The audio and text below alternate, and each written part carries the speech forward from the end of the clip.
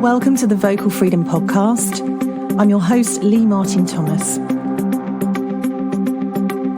Join me and my guest speakers as we discuss their journey with their voice and how they use it to support their passions and professions in media, education, and the performing arts. My guest this week is the amazing artist, DJ and singer Tallulah Goodtimes. Tallulah's debut album, Interstellar Swing, takes you through an energetic romp through the electro-swing and the vintage remix universe. Tallulah Goodtimes is the purveyor of good times through spreading universal love, truth, and collective good times. Taking up the decks at the tender age of 16, Tallulah has been on an interesting and creative journey towards the here and now. 3 decades later, she has just released her first self-penned album of electro-swing songs, which are a joy for your ears. I encourage you all to check out her album. It's on Spotify, but even better, please support her by downloading or buying an actual CD. I'll include some links in the show notes. Welcome, lovely Tallulah Goodtimes, to the Vocal Freedom Podcast. I'm so excited to have you here with me. And you have just released your first album. So we're going to be talking about that. We're going to be talking about your process and how that all came about. And my first question is, how would you describe your journey with your voice? We're really diving straight in there, aren't we? We really are. It's lovely to be here. Thank you, Lee. Thanks for inviting me on. So my journey with my voice, well, it's been really interesting, actually. I've always loved singing from when I was really young, but I don't actually even remember who told me when I was young, oh, you can't really sing, and you've got to, the singers are proper singers, like famous people. And so kind of all through my adult life, I always wanted to be a singer, and that voice just sort of overtook my conscious, if you like. And so I just sort of put that on the back burner massively. And then I don't know whether it's just getting older and realizing, what do I want to feel that I've done? And I realized that I really wanted to express myself with my voice. I really wanted to sing, and I wanted to get over myself, I think, really, and just have the confidence to sing and to realize that my voice is the only voice like this in the world. And how best can I share that with the world, really? So this process has been ongoing, really, for the last few years of really sort of getting over my demons and embracing the voice that I have. And really, I think what's been really important has been learning about how it works and understanding how to control it, so that I can actually, so that I can express myself with it. And I think that's the story in brief. Yes, that's amazing. So you mentioned just before we came on air that you've been DJing since you were 16. So how did you get into that? And how has your sort of musical journey taken you to where you are now with your songwriting? Yeah, so, I've loved music ever since I can remember. I always used to sing along to tunes from when I was really small. And when I was 16, the rave scene was really kicking off, loads of parties around the M25. And I sort of jumped into it wholeheartedly. I remember when I was about 13, just hearing this electronic music and just being, oh my God, what is, this is amazing. This is not pop music. This is it just felt so full of energy and excitement that I was completely grabbed by it. So by the time I was 16 and I was allowed out, then I kind of off I went to these raves, and and I was hanging out with some friends who had decks, and we were after partying, and the decks were there and the records were there, and one night I just said, can I have a go? And picked up these 2 records and put them on the decks, and they sort of showed me how to use it, and I did this mix and got the mix in, and it was like, oh my God, like this is just like I am in heaven. That was amazing. The feeling from getting these 2 tunes to mix was just immense. And I think the next few mixes that I did were like pots and pans, but it didn't matter because I had literally my interest had been sparked, and that was it. I was just utterly hooked from that point. That is amazing. So that is, I don't know if you would describe, I've never actually been to a rave. I really probably should try one, but now's not the time in these COVID times. I'm sure they aren't going on. But I've always seen, when I've seen them in films and on TV and things, I've always imagined it's quite a somatic experience because it just looks as if people spend hours in the same place, really tuning into the sort of feel of the music, like you mentioned, which is a bit different to sort of going to a concert and admiring an artist doing something. So I can understand that must have been quite a powerful feeling to fill a floor with the music and the mixes that you're delivering. And obviously over the years, you've developed a big following enough that you've been funded by a lot of them, haven't it? That's how your album came into fruition, which I think is amazing. And it was we were sort of worked together very briefly, didn't we, just before you went into the studio, which was a wonderful thing to just help you with a couple of small things there. And I love this album. I love everything about it. It's so energizing, but also there's something quite spiritual about your music. Would that be a good thing to have picked up on?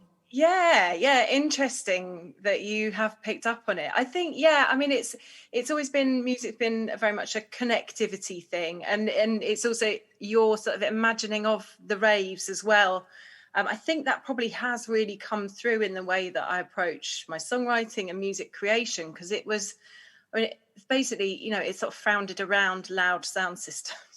And you are sort of enveloped by the music in that situation. And I think that sort of those roots for me is probably, they've always remained really, the influence of that has remained really strong in the way that I create.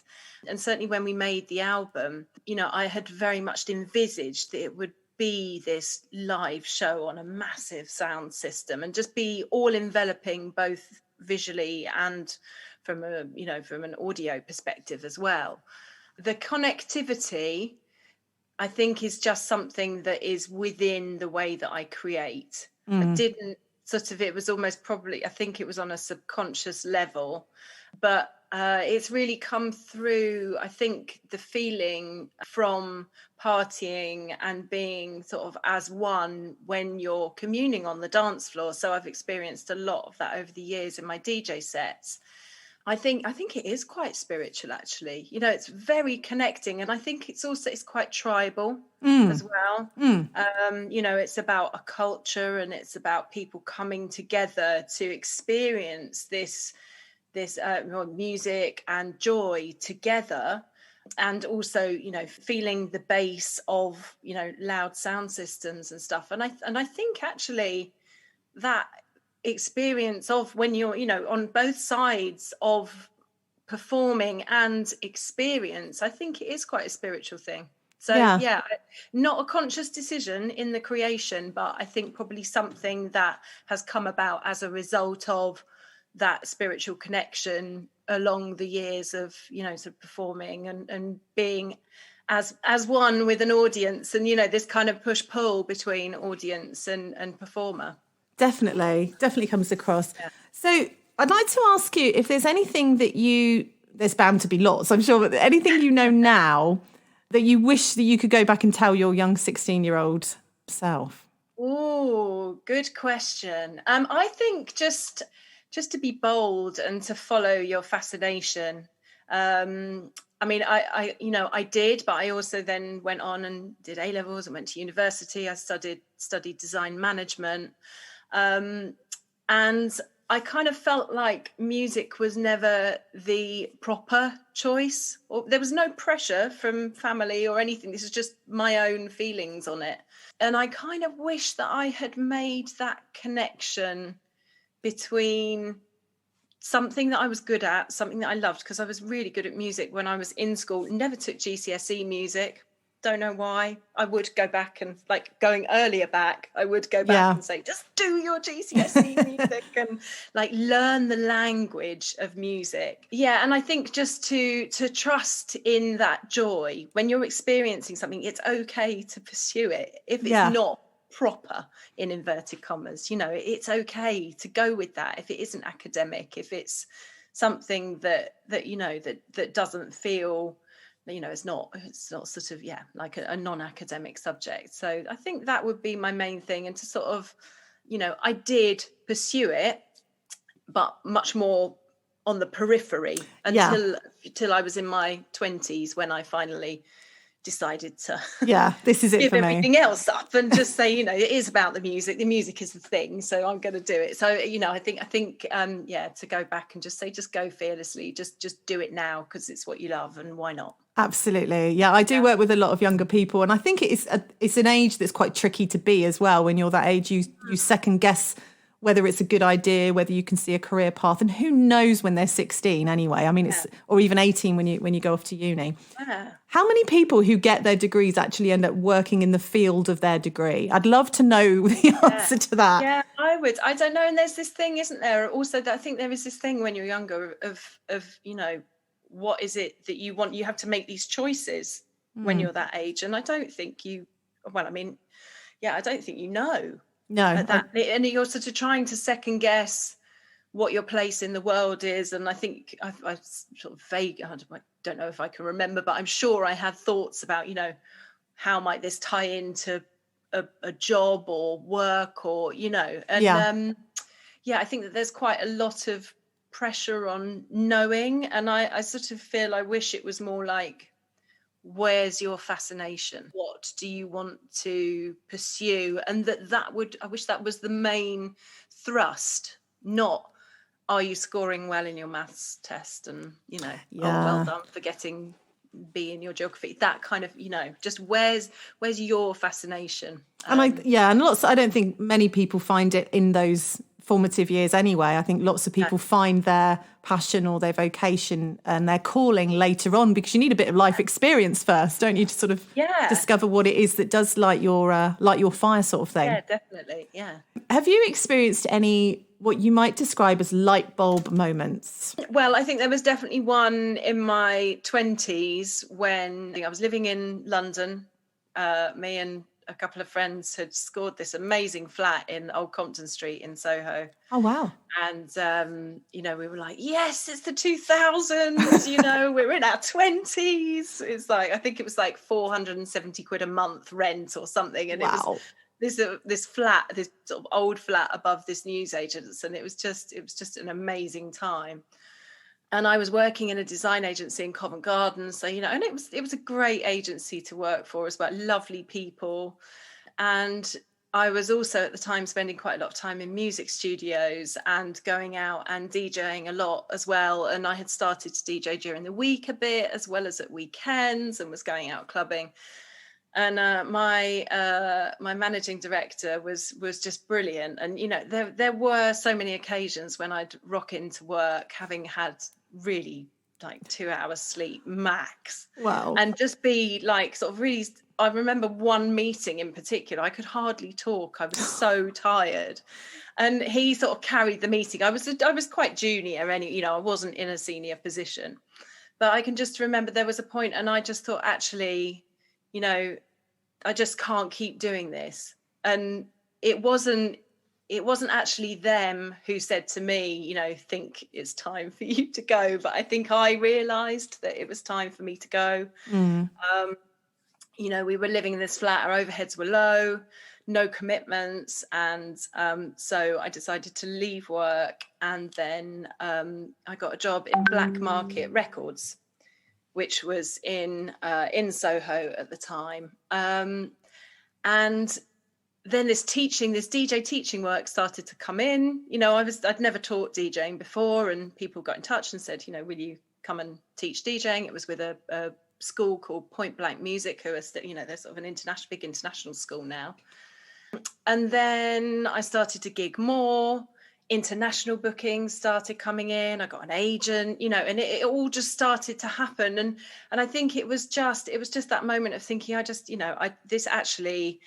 the situation couldn't be better than it is now. Living in central London, all these connections, like a 10-minute walk around the corner to this amazing record shop where everyone used to go. I mean, there was John Peel, there was Nicky Black Market, there was, all of the Groove Armada. I was in the merch department, so they'd call through their order of records for the week, and I'd go off and pick them off the shelves. And so, I mean, it was just the coolest thing. And it was the conditions couldn't have been better for making that leap. And yeah, I think that was probably one of the sort of the major light bulb moments of just like, am I gonna stay doing this and have the music as a side thing, or am I going all in? And I was just like, no, that's it. That is it. I'm going all in. And from that point, I've never really looked back, and it's been full-time music. It's been diverse. There's been a mix of gigs and teaching and making music as well.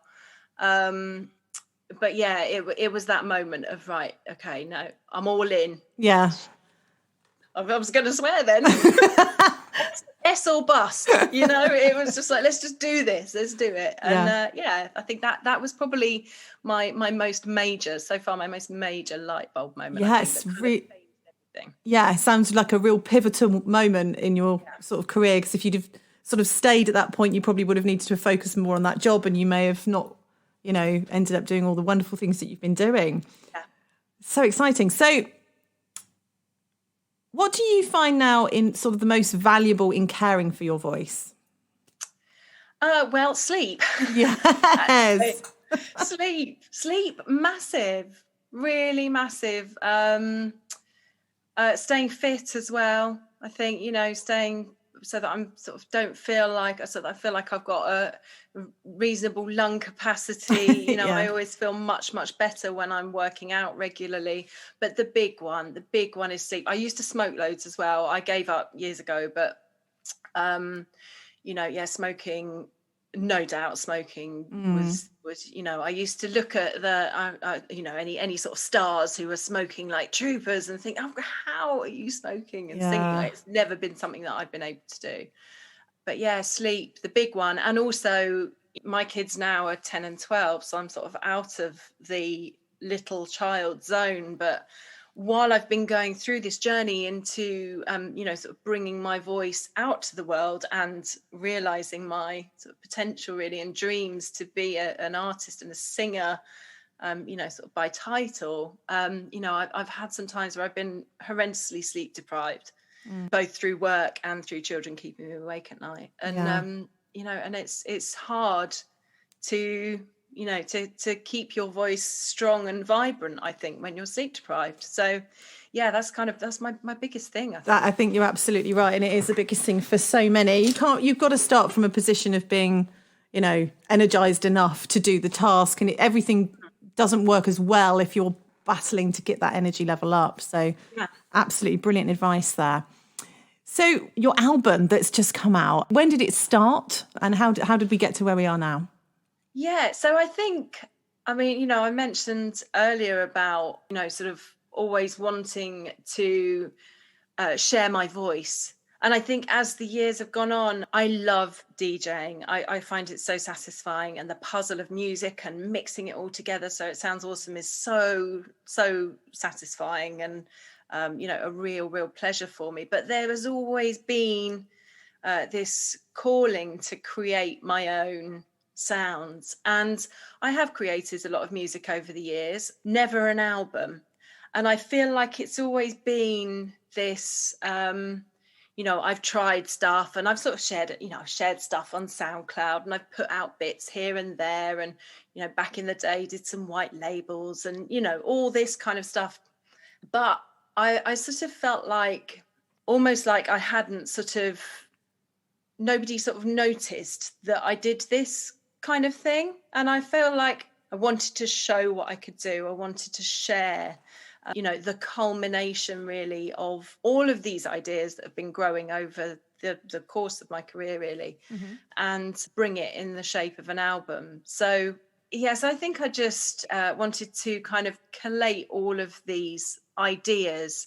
And I feel, having lived inside music, other people's music, for so long, I just felt like I really wanted to explore my own interpretation of music. And having gigged in so many different places all across the world, I felt like I knew what made a great song. You know, I've seen songs which are amazing on the dance floor, and I really felt like I wanted to explore that, really, and just see if I could recreate all this kind of knowledge that I've sort of learned over the years of DJing, and pull it together in an artist album, and to sort of share my own personal experience, really, of what I think works in terms of a tune, a music, something to make you feel good, something to push you to the point of wanting to get up and dance, something that sounds amazing on a loud system.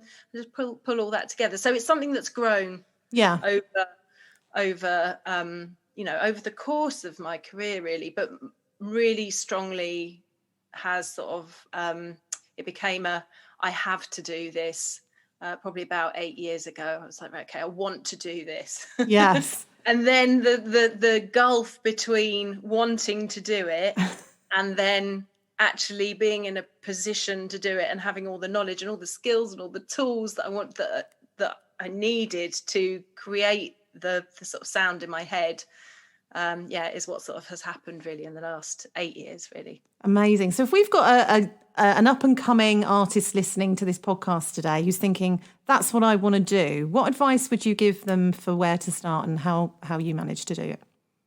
In terms of the album?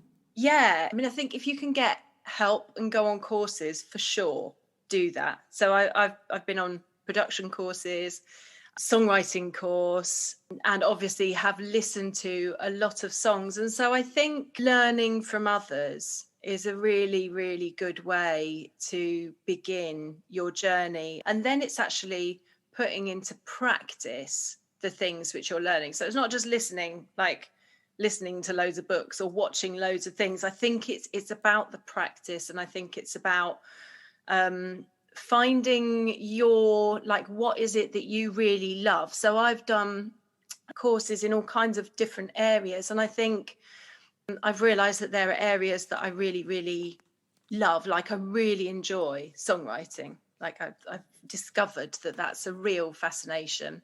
I am able to produce my ideas to the point of them sounding, you know, pretty much how I want them to sound.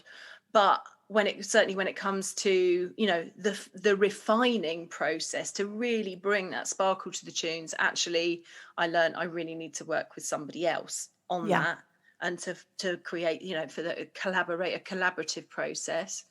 Obviously, when it comes to voice, you know, I knew that I wanted to sing. I didn't have the confidence. So singing lessons I did the LMT singing. Yes. Yeah, we did. To learn how the voice actually works. So I think it's definitely about finding, again, just learning and putting into practice the things that you're learning, and taking a step, like every single day, taking a step towards your goal.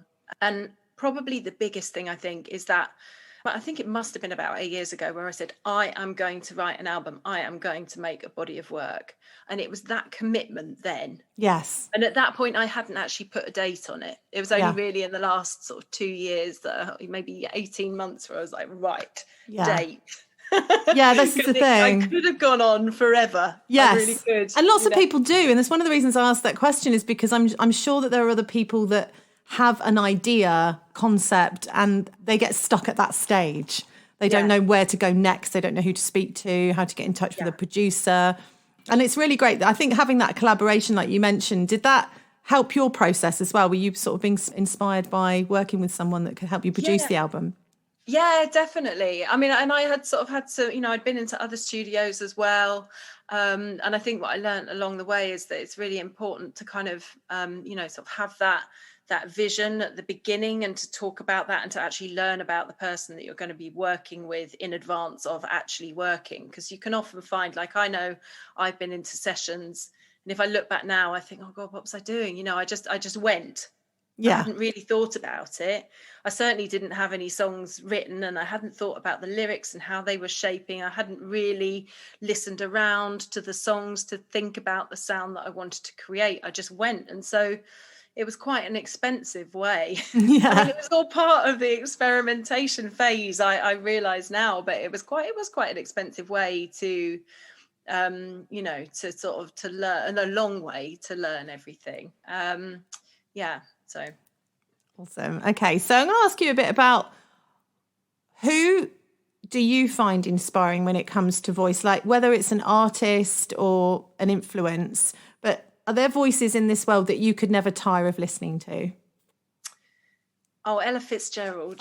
I mean, yeah, I put her voice on and I'm just, listen to her singing and I'm just like, I'm in heaven, really. She's so musical, and the way that she uses her voice to express herself and her spirit and the songs that she's singing as well. I mean, you can listen to a song and you instantly know that it's Ella, don't you? Yeah. And so I think she, she really is. She's sort of my kind of absolute hero, I think, just from so many aspects, and so sort of inspirational, really, in the way that she uses her voice. So yeah, I'd say she's my number one voice, really, in the whole of life and the world. Her name comes up frequently, and I think for that reason, when you're a singer and you hear a singer that just has so much vocal freedom, and even though you could say in some respects it's a very inconsistent voice, but it doesn't matter, the colours that she shows and explores, it's seamless and inconsistent and beautiful and brilliant, isn't it? It's just all of those things. It encompasses. Ella Fitzgerald is just an amazing artist. Is there anyone in the sort of more, I suppose, in the last sort of 30, 40 years that's influenced you through your songwriting journey and stuff? How would you describe your music? Sound. Yeah, how would you describe your album in its... Well, I describe it as an energetic romp through the electro-swing and vintage remix universe. I love that. Say that for me one more time. This is an energetic romp through the electro-swing and vintage remix universe. That is an incredible little tagline there for your album, and actually a very good one, because I would agree with you. I mean, I think a massive influence, sort of in a more sort of more recently, has without a doubt been Cara Emerald. I mean, she's I love what I love about the project is that it's got such a style to it, and I went to see her, I think it must have been a couple of years ago now, and the whole show was so well conceived, and from the visual to the musicians to her voice, really. And what I love about her as well is that she's independent, and and they set up this label and they did it all themselves, and I just that, to me, she's really bossing it. As a woman in music, she's like, she's kind of really smashing it. She's definitely, from sort of, the business perspective, and also from as an artist as well, she's a big inspiration to me from, sort of more modern times. Yeah, she's a fantastic artist. I saw her, actually, it was probably about 5 years ago, I think, when she had a concert at the O2, and just swept away with everything that I witnessed that night. And I didn't actually realise she was that independent, but go girl. I mean, that's an amazing feat, because to fill the O2 arena coming from an independent label is incredible, isn't it? Yeah, and I think they went to number one in, was it here? I think maybe they went to, anyway, they achieved a number one hit with their debut album. So, a huge, credit to them, really, for doing so well independently. But what I love when I'm watching people, I love the songs and the performances and the music and the musicians, but what I also love is I love expression in between the songs, and I love it when an artist talks to the audience, and and you get pulled into the story, and you kind of you feel like you find out something of them, and she does that very well. Actually, and interestingly, an artist who I never would have said this before about is Katy Perry. Who I went to see at the O2. Again, I think that must have been about 2 years ago, because my daughter absolutely loves her. And she was just brilliant. She was amazing. I mean, 2 hours of absolute full on, the production was immense, but also she had this, you felt like you were sitting next to her at a party chatting to her. And yet in the O2, so you're sitting amongst 20,000 people, but this idea of kind of crossing between the songs that you created, and then these moments, either where the songs have been reconstructed from those that you're hearing on the radio and kind of put into a live context, and then also into the chatter and the banter between the artist and the audience, I find really fascinating. And it's something that creating a show that I'm really interested by, is this this, again, it's that connection. Yes, exposing yourself, almost not just singing the songs, but talking as well, and sharing something of yourself and the whole experience. Yeah, I think that reveal of the artist is it's brilliant as someone in the audience. Like I said, you just feel you've got that a little bit more of that personal connection, because you're hearing what inspired that song or what led to that writing. And it's a really intimate moment between the artist and the audience, isn't it? So what are you going to reveal in your big show about your music? I don't know. It's really funny. I was thinking about that the other day, because obviously, I would actually have created, had it not been a COVID year, I would have created the show by now. The vision is there. I kind of visually, I know how I want it to look. What we haven't done yet, and which is obviously part of the process, having created the songs in the studio, it's very much a studio album. Now the next process is to pull them back apart again and put them back together for a live show, which will include some extended breaks, no doubt. And I like to create moments in my shows as well, where you have this, and it's that tension release that you have in tunes, where you kind of got the build up, and then it's does literally, it releases again. I haven't yet. That I'm starting to dream about it, so I know it's time to start. It starts consuming the thoughts. Amazing. So I've got a bit of a philosophical one now. Oh, lovely. I'd like to ask you, what does your voice mean to you? Oh, wow. Okay. What does my voice mean to me? I think my voice means expression to me. It is, and that's probably something that everybody says, I'm sure, but it really is.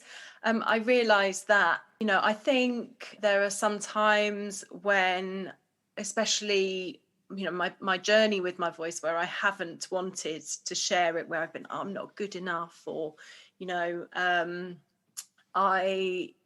are so many other people who are way better singers, all these things. I think realising that the voice that I have is all I have, and that I have to love and respect it in order to bring what I would like to share with the world, which is basically sort of positivity, really. Positivity and truth, I think, is what I like to share with the world. And I think it's realising its power, whilst, I'm not Aretha Franklin in delivery. Actually, my power is unique to me, and who am I not to share it with the world, really? So it's my voice is my expression. My voice is important. Absolutely, every voice matters. I'm really trying to bring that into the forefront with this podcast as well, because so many people do restrict themselves, and lots of artists that I've worked with over the years have that internal voice saying, oh, I'm not good enough. And that it's trying to sort of get out there as well. Is if we always compare ourselves to others, we're never going to get anywhere. You've really got to embrace what you have and think about what your message is and what your purpose is. And that's really coming through. I'm so glad that you've put it down in this album and you're getting it out there. And what sort of response have you had so far from your fan base and things? It's been amazing. Yeah, it's been so good. And it's that balance. I think in creating it, it was like, I have to create this for me, and like I have to be happy with it. I sort of didn't create it necessarily with, any kind of massive plan in mind. In fact, my main goal for this album was to finish it. Yes, I just want to get it done. I just want to do this album. Now it was like I've spent so long sort of, how do I choose the tunes? How do I get my voice ready? How do I get the sound that I want? And so actually finishing it was hugely important. What was the question again? Sorry, I've lost it.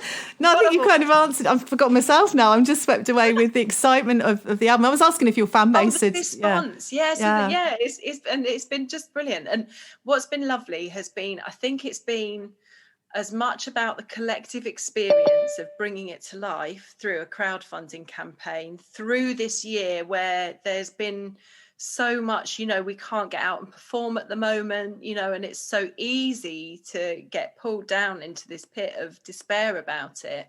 But there's been this collective excitement about bringing a creative work to the world.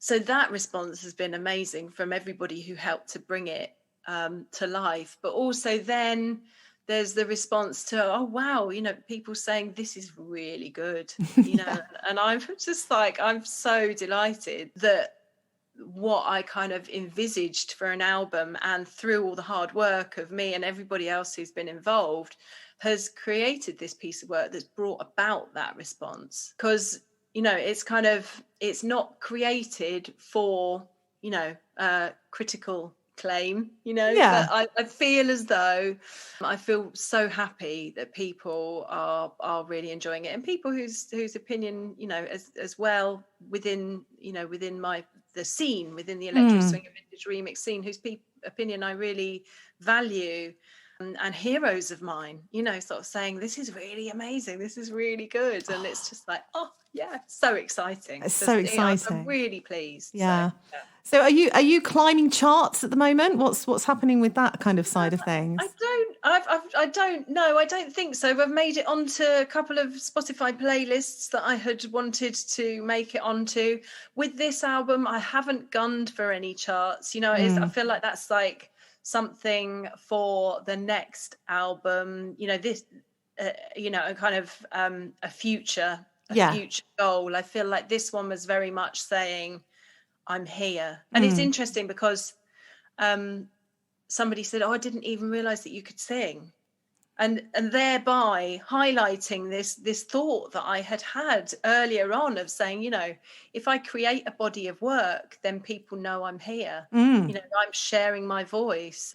And without it, I was still doing all this. I was still doing it. I was creating, I was putting tunes out, and I was singing on them, and but actually when you put an album out, it's been interesting to know that that people are like, oh wow, didn't know it was you.